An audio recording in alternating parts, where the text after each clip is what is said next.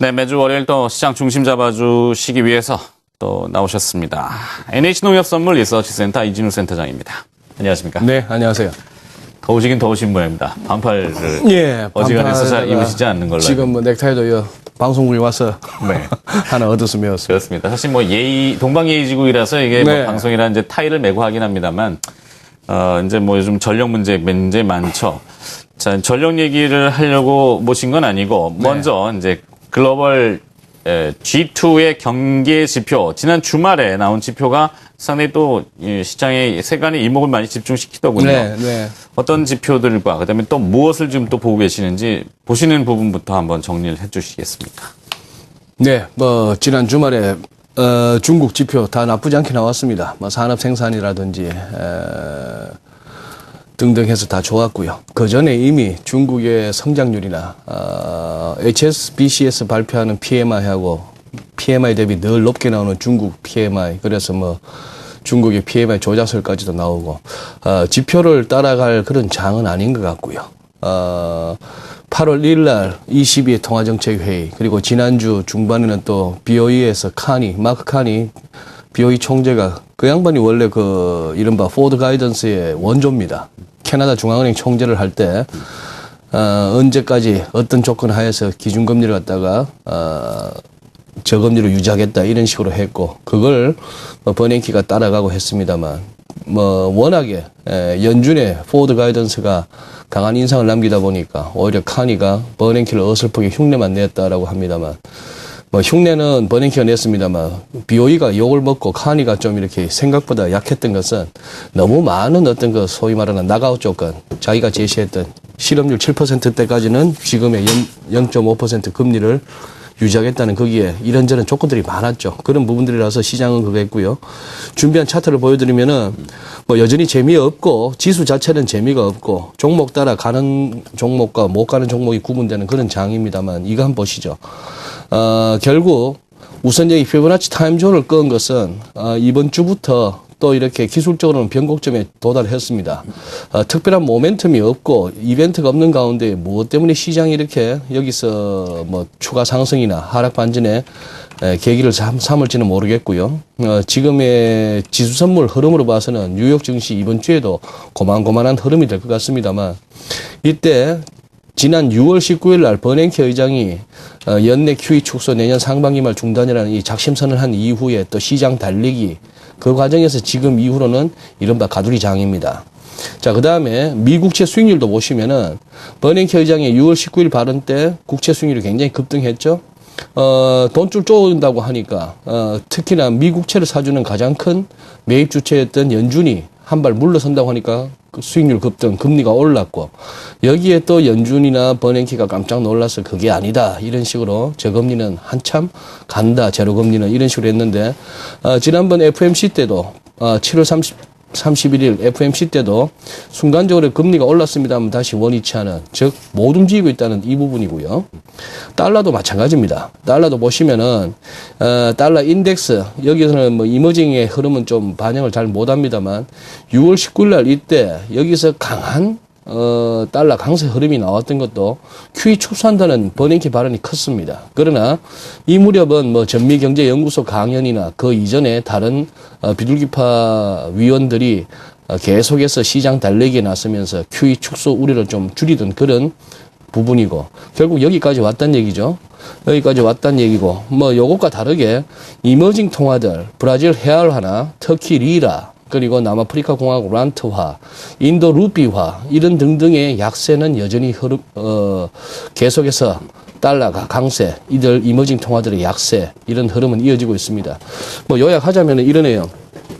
통화정책 당국, 특히나 연준의 QE 축소 여부, 이 부분이 이제 결국 지난 한 2달 가까이 시장을 제일 변동성을 확대시킨 요인이었습니다만, 이 부분이 이제 좀 희석되었고요. 그리고 결국은 전에도 뭐 일찌감치 말씀드렸습니다만 연준은 계속해서 백신을 투여했던 겁니다. 백신을 투여해서 언젠가는 닥칠 일인 이 QE 중단에 앞서서 시장이 자꾸 듣고 뭐 이렇게 하다 보면은 덤덤해질 수밖에 없는 그런 상황이고, 그리고 워낙에 금융시장이 작은 재료를 가지고 크게 해석해서 변동성을 키우는 것이 시장입니다만, 뭐 실물 부분에서 그렇게 시장이 요동칠 만한 그런 부분이 사실 우리 실물 경기에서는 그렇게 후딱후딱 나타나는 게 아니다 보니까 이렇게 또 가는 것. 그리고 아직은 뭐 본격적인 휴가가 끝나지 않았다 하는 부분이고요. 그리고 아까 뭐 전기 얘기도 하셨습니다만 바로 그 우리 산업부 윤 장관께서 발전기 하나만 가동이 중단돼도 좀 위험하다 이 얘기를 어제 했는데 네. 참 이렇게 말은 말대로 된다고 조심해야겠다 싶은 생각이 바로 오늘 아침에 당진 발전소에서 3호기가 중단됐다 이런 얘기가 나옵니다. 그러니 뭐 이런 상황에서 그러네요. 닥치지도 않은 일 가운데에 지나친 우려로 인한 것도 말이 시될 수가 있는 거고 또 그렇다고 해서 뭐 지나친 낙관 무드로만 가다 보면은 또 거기에 대해서 대비 또 실망도 커질 수 있는 당분간은 가두리장입니다. 네. 자, 가둬져 있는 시장일 수밖에 없는 것은 이렇게 정리가 되는군요. 뭐 금융 용어를 하면서 가끔 쓰는 표현입니다만 인지의 부조화, 생각과 행동의 차이가 있는 거죠. 네, 생각은 네, 네. 경기가 회복이 되고 금리가 정상화될 것이다라는 것을 알고는 있는데 네. 행동에 나서기에는 아직 시간이 좀 필요해. 조금 더 몽환적인 시장을 원한다. 이것이 이제 정상화되려면 시간으로 오르락내리락 이렇게 좀 가는 거. 네. 이런 거 아니겠습니까? 근데 이제 너무 비관이나 낙관을 극단적으로 측정할 수는 없다라고 하셨는데 저는 개인적으로는 이제 긍정을 항상 생각하고 있는데. 그래요. 최이마 앵커의 그 태도는 제가 봐서는 경제 채널에서 증권 프로그램을 진행하는 앵커로서는 그것이 바람직합니다. 그렇진 않습니다. 예. 뭐 무조건 호도할 수는 없는 거죠. 호도할 수는 없는 거지만. 네, 그렇죠. 근거가 네. 없이 뭐 무조건 좋습니다 이렇게 할 수는 네, 없는 네. 거니까. 근데 자 이제 좋아지기 위해서는 여러 가지 또 변수들을 제거가 돼야 되는 부분도 있지만 제거할 수 없는 놓여 있는 변수 중에 이제 또 일본 이야기가 있지 네, 않습니까? 오늘 일본 2분기 GDP가 나왔습니다. 생각보다는 약하죠. 네, 생각보다 네. 약했는데 달러에는 오히려 떨어지면서 엔화가 강세로 가고 있고 니케이는 떨어지고 있군요. 네. 96엔대 걸쳐 있는데 엔화는 어떻게 보십니까? 네. 최근 들어서 엔화의 강세, 그리고 니케이의 하락, 뭐, 이런 부분이 조금 설명이 궁해지는 일종의 미스터리입니다. 그거는 제가 봐서는, 쿠로다 BOJ 총재가 추구하고 있는 뭐, 이른바 양적 질적 완화 정책이라고 하는 일본판 양적 완화 정책 자체가 상당히 몰상식하고요. 좀 죄송한 표현입니다만 저는 뭐 대놓고 그렇게 얘기하고 다닙니다. 부로다 총재의 그 이른바 2년 내 보는 통화를 뭐 2배로 늘려서 물가가 2% 오르는 세상을 만드는 가운데 장기금리는 안정적으로 유지하겠다. 구로다 총재가 경제에 대해서 매우 무지하거나 아니면 세상에 대놓고 공개적으로 사기를 치겠다. 속이겠다 하는 그렇게 저는 뭐 둘 중에 하나로밖에 볼 수 없다라고 얘기합니다만 이 보십시오. 지금 준비한 차트 보시면은 최근 들어서 달러엔 환율하고 니케이 차트를 한번 이렇게 겹쳐봅니다. 여기 스타트 라인은 누차 말씀드렸습니다만 작년 11월 중순 중의원 해산하고 결국 아베가 집권하겠다는 아베노믹스에 대한 기대감이었죠. 위에 달러엔 계속 올라가고 있죠.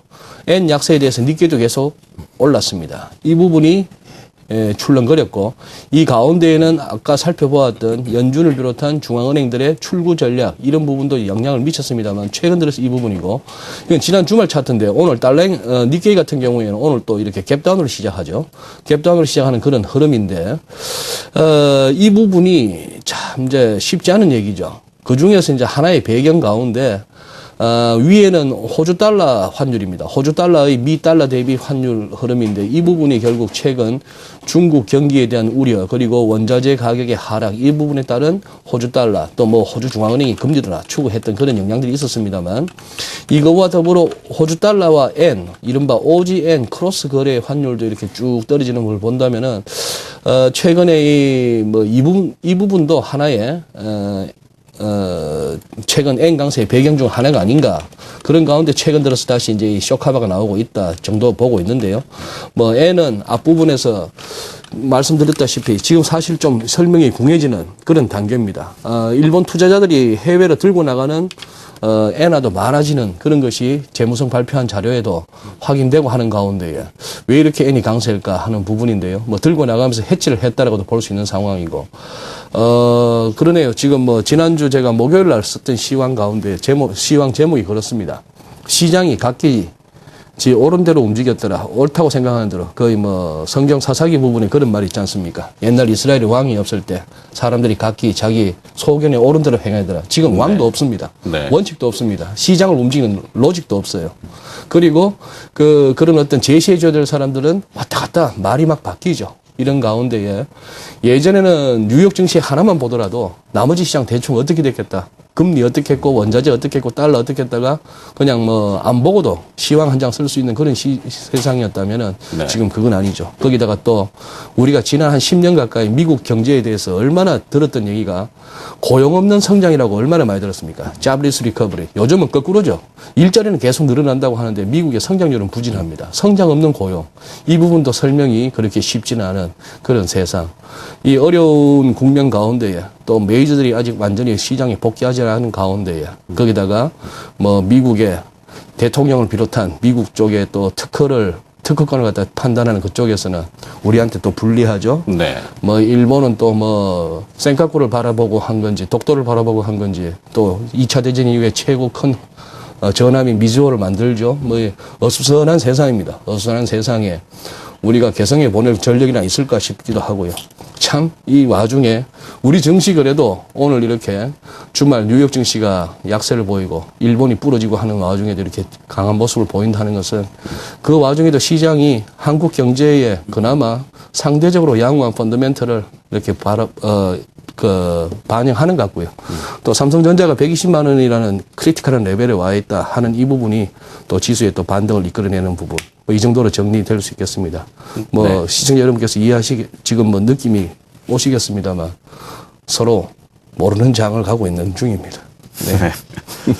너무 철학적으로 얘기해 주셔가지고. 하여튼 근데 그 요소에서 살펴보면 삼성전자가 120만 원에 아주 뭐 탄탄한 뭐 크리티컬 레벨이라고 하시지만 네네. 뭐 쉽게 깨지기 어려운. 그렇죠. 뭐 환율도 우리가 빅피기어라는 표현을 쓰지 않습니까? 예, 환율도 뭐 1110원, 1100원 뭐 요 단계인데요.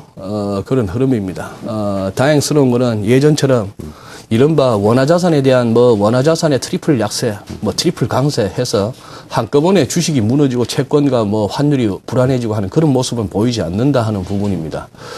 그것은 일견 이렇게도 보실 수 있는 거죠. 그만큼 우리 시장의 변동성이 완화됐고 네. 당장 우리 자체적인 모멘텀이 부족하다 보니까 이것 말고도 움직일 시장이 많다는 측면에서는 헤지펀드를 비롯한 국제 메이저들의 시선이 우리한테로 오기에는 다른 쪽이 좀 더 급하다. 뭐 이렇게도 볼 수 있겠습니다.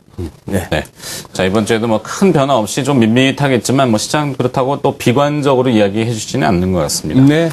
알겠습니다. 마켓리더의 특급 전략이었고요. NH농협선물 리서치센터 이진우 센터장과 함께 이런 얘기 저런 얘기 또 들어봤습니다. 고맙습니다. 예, 감사합니다.